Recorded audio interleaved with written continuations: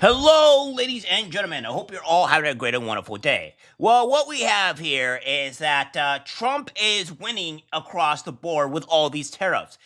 Mexico has folded. Mexico has folded. Canada has folded, and Panama has folded. And the only one that has not folded so far is China, and that is to be determined, right? So what is going on here is that he has threatened tariffs against these tariffs against Mexico and Canada because they have been hurting us. They've been harming our country. They've been hurting, been not very kind to us. So Trump is initiating tariffs against these against these countries to help benefit America. He said we're going to make you feel a little bit of pain, but it might be going. Now, what we're going to be doing here is that we're going to be showing CBS. We're going to see a one-sided view of what Trump's tariffs are doing, but these all turn out to be very, very good. In fact, this is a great benefit to America, and it didn't turn out like they thought there was going to be because, well, they're idiots, and Trump knows what he's doing. Take a look. Trade war between the U.S. and its two closest economic allies, Mexico and Canada, after announcing 25% tariffs on most goods from those two countries. The president also announced a 10% tariff on Chinese goods. As CBS's Christian Benavides reports, the move is likely to raise the price of some goods for Americans. The tariffs levied against Mexico, Canada, and China are set to go into effect on Tuesday. They could lead to a rise in the price of cars, energy, spirits, lumber, and across the agriculture sector. President Donald Trump says they're necessary and in response to illegal immigration, illicit fentanyl, and trade deficits. Tariffs don't cause inflation, they cause success. Cause big success. So we're going to have great success. There could be some temporary short-term disruption, and people will understand that. Mexico and Canada are set to face 25% tariffs, with the exception of Canadian energy at 10%. China will face 10% tariffs. The three are the U.S.'s biggest trading partners. Tonight, I am announcing Canada will be responding to the U.S. trade action with 25% tariffs against $155 billion worth of American goods. Canadian Prime Minister Justin Trudeau has already retaliated and said the country was also considering non-tariff measures, including some related to critical minerals and energy. Mexican President Claudia Sheinbaum said retaliatory tariffs are also in the works. The Nonpartisan Tax Foundation says tariffs could cost the average American family about $800 a year. Christian Benavides, CBS News. And China has vowed corresponding countermeasures to the tariffs without announcing specifics. They've also said they would file a case against the U.S. with the World Trade Organization. Economists say 25% tariffs against goods coming from Mexico and Canada could have a near immediate impact on the price Minnesotans and Wisconsinites pay for food and for gas. Currently, the two countries provide nearly 30% of all our imported goods. 60% of America's fresh fruit comes from out of the country, as well as 40% of our vegetables. Those prices could end up increasing nearly immediately, say local economists. So yeah, we have this here over the Trump tariffs that we had Canadian going to retaliate, Canada's going to retaliate, China's going to retaliate, Panama's going to retaliate, Mexico's going to retaliate, and that's what's been going on here. But the one thing that the Canadian was going to do was a very political, very distraught thing was Canada's going to do this. Canadian province bans booze from U.S. red states as revenge to Trump tariffs. So, it says we have here, British Columbia will ban the sale of alcohol from Republican states in response to President Trump's newly announced tariffs, while two more Canadian provinces are chucking all American alcohol from stores, according to reports. State-owned liquor stores in BC will stop carrying alcohol from U.S. red states before Trump's 25% tariff on Canadian goods goes into effect Tuesday, with products already in stock being pulled from shelves, according to CBBC.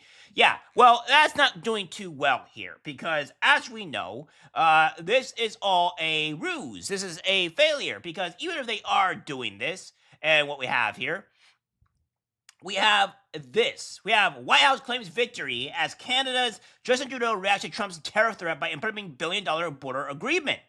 So, Trump got what he wanted. It says Canadian Prime Minister Justin Trudeau announced a 30-day pause on far-ranging tit-for-tat tariffs and said he would push ahead with a massive round of border security measures after crisis talks with President Trump on Monday. So we have that here. And this is what Trump had to say about the full matter on Canada and what they've been doing to the U.S. and technically the allies have been doing to the U.S. for about 40 decades now. Planning to increase the tariffs against Canada. Well, it could happen. If they do anything, we will. Canada's been very abusive of the United States for many years.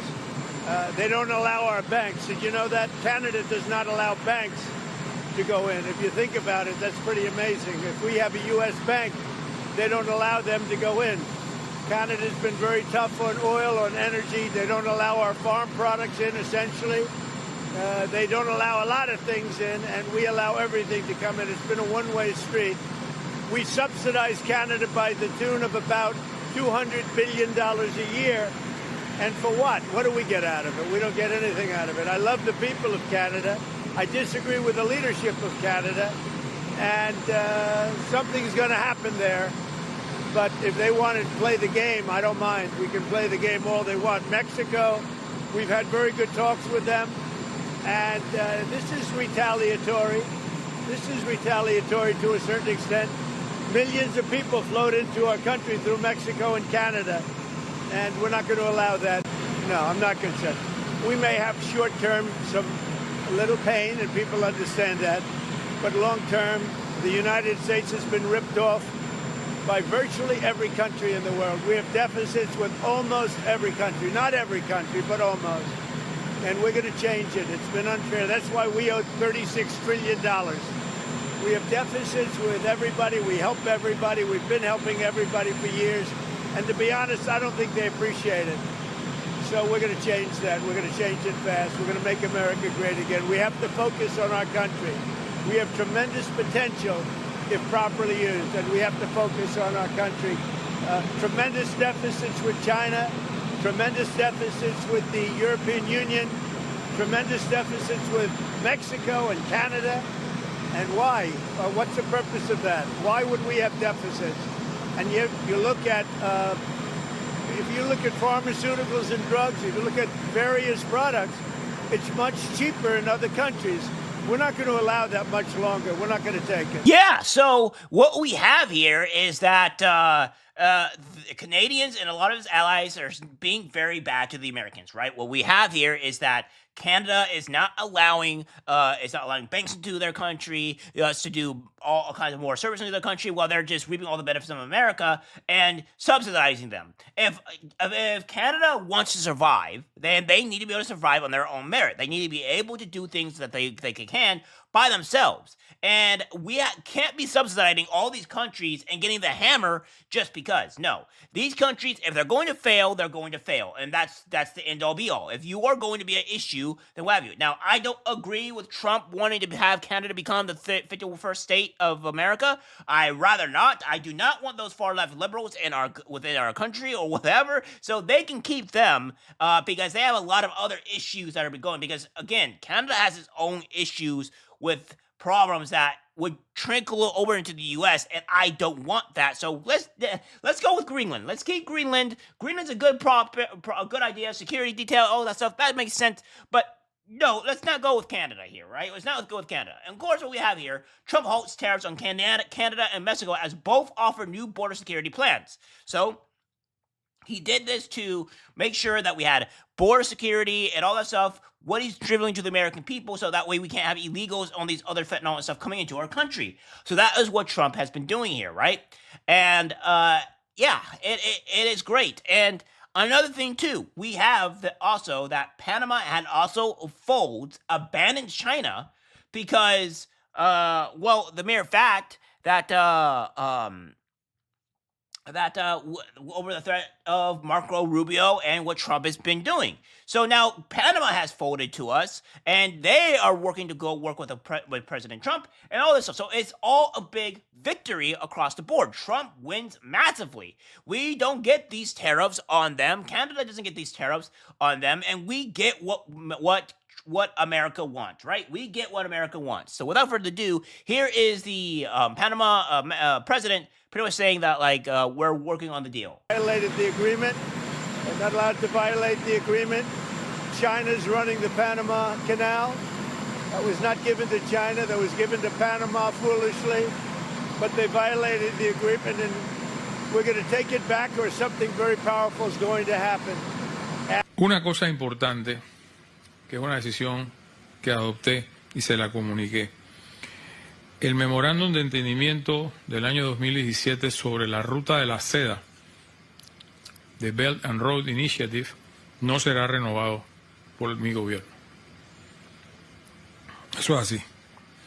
Vamos a estudiar la posibilidad de si se puede terminar antes o no, pero creo que le toca en 1 o 2 años la renovación, porque es cada 3. Así que esa iniciativa que se firmó, cuando se firmó, en el tiempo que se firmó, no será renovada por mi gobierno. Creo que esta visita abre un camino para construir una nueva etapa de relaciones. Así lo veo yo, así lo sentí de parte del secretario Marco Rubio, y a la vez tratar en la medida de lo posible de que se incrementen las inversiones de los Estados Unidos en Panamá. Le expliqué una serie de proyectos de infraestructura que el gobierno tiene en carpeta, en cartera, con el ánimo de que las conozcan y en su momento que se hagan las licitaciones, que comenzarán muy pronto, pues se pueda entrar. Yeah, so what we have here is an absolute complete victory from Donald Trump, where we're getting Panama's voting to the U.S., where Mexico and Canada as well, they're all voting it too, all right? They're all voting to us, and this is a great thing for us. Now, of course, what we have here as well, prior to all this, yuan hits the record low, Mexican peso, Canadian dollar tumble on Trump tariffs. So yeah, it's because the U.S. economy is way stronger still than a lot of these other countries. And they cannot survive without the subsidization of the U.S., right? They cannot survive. So it may hurt us, but it's going to hurt Canada and all these other countries a lot more if they are hit with 25%, 50% tariffs. Like, they cannot survive without that, because they have a huge trading thing with us. So without further ado, this is the victory that we get, and we love to see it. So so far everything's going good with Donald Trump. You cannot survive the Trump negotiations, and hopefully there is more to come.